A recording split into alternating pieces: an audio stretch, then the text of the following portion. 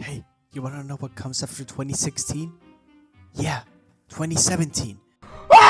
Truly another great year for FNaF, with 2016 showing us that no one can stop the rise in popularity of Pop Goes, Jolly. It was clear that no one was going to overthrow them from their beautiful throne. But 2017 introduced us more than just the big boys. We got games like and 782 and oh my god, the prophecy is true! Five Nights at Freddy's Ultimate Edition 2, the continuation of the first Ultimate Edition, using assets from the original FNaF franchise and making them ultimate. These games can include shops, paint.net edited characters, everything is all here in one place. And so, I made the decision to pick this game and review it because, honestly, I don't remember a lot from this game. So without further ado, let's do this.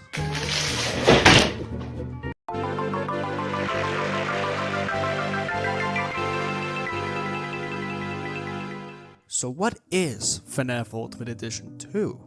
Well, as the title suggests, it is a combination of multiple FNaF games scooped up in one single pack, featuring characters from Sister Location, FNaF 1, and much more, but we'll get into that later.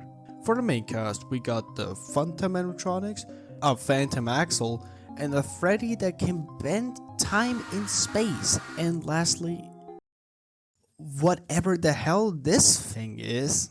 Now there are also Foxy and Golden Freddy, but they're a part of Timekeeper Freddy's mechanic. Speaking of mechanics, let me teach them to you babies.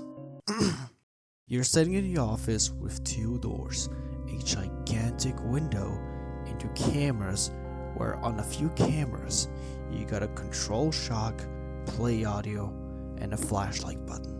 But the flashlight one has a limited use, so please be careful. Okay babies, listen up. Now it's time to explain what the animatronics actually do. Phantom Freddy moves to the left door and you must close it on him. Blooper works the same as Freddy but comes from the right side by the rising sound of her music. Phantom Foxy will slowly creep out of the cove and you must flash the bad boy. The mini arenas and the electro Bob-omb will sabotage your oxygen and power supply, so you use your audio and shock mechanic to get rid of them. Okay, now this is where the strange guys come in. There's Phantom Axel, don't question, he just goes to the right door. Then there's Timekeeper Freddy, who is quite an interesting fellow. He will randomly appear in your room and is going to turn your window into a different scenery. They are FNaF 1, FNaF 2, and FNaF 3. Each of them has their different mechanics, like closing the door on Bonnie, flashing the light of Foxy, or getting hella jumpscared by phantoms when pulling down the cameras. So fun. And lastly, we got him, Shadow Freddy. And now you might think that he's going to have the greatest mechanic of them all, right? Flip up the monitor to make him disappear. Wait, are you serious right now? Yes, for real, I'm being serious, that's literally his mechanic. Well, fuck that shit. But I do have one question, Conformer. What is it? What is this level bar system, this level thing? What is that? Oh, yeah, I totally forgot about one of the game's core mechanics. Levels. You get XP by dealing against the animatronics. The higher the level, the more you can buy perks at the shop, which is unlocked once you complete Night 5. You either buy upgrades for your power, oxygen, or flashlight, or even better, you buy one of the plushies that have interesting traits that can help you in any situations. Oh, how can you get money, you may ask? Well, you just complete a night and that's pretty much it. Alright, that's done. Now let's move on to the lore. Yup. Once you beat a night, oh my god! you get a cutscene that explains the origins before the first Ultimate Edition game. You get them from Night 1 to Night 3 that explain the creation of Nightmare Axel and the infamous purple animatronic. Hello, Totally Gformer here to tell you what happens in the 3 cutscenes since the actual Gformer was too lazy to do it himself while writing the script. Anyway, let's begin. The first cutscene shows us Axel, Purple Guy and perhaps Axel's lover going to the pizzeria to the dining room where Purple Guy reads the newspaper while Axel and the other person talk. Then Shadow Freddy comes in, kills off the unnamed person and takes Axel with him. In the second one, Shadow Freddy turns Axel into Nightmare Axel, who kills off Purple Guy. Whoa.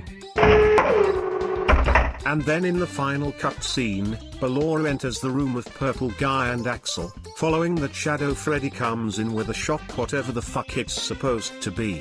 Shocks all 3 of them, but Purple Guy stops him, and this is where this abomination of a crap hole possibly came to existence.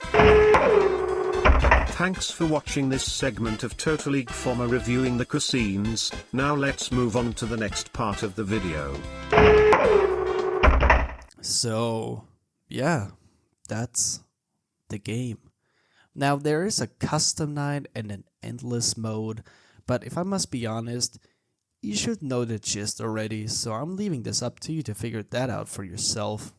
To sum it all up, FNaF Ultimate Edition 2 for its time was very interesting, but as it got older though, it didn't really age well, if you know what I mean by that. The biggest flaw in my opinion is that this game just feels way too easy. It's like there isn't enough threat. The cutscenes, whilst neat, are a little goofy to be honest, but the question now is it better than Night Shift the Phrase Remastered? 5.5 out of 10. Oh my god! And in conclusion... Hey. What the fuck? The game closed at 5. I saw what happened. What happened?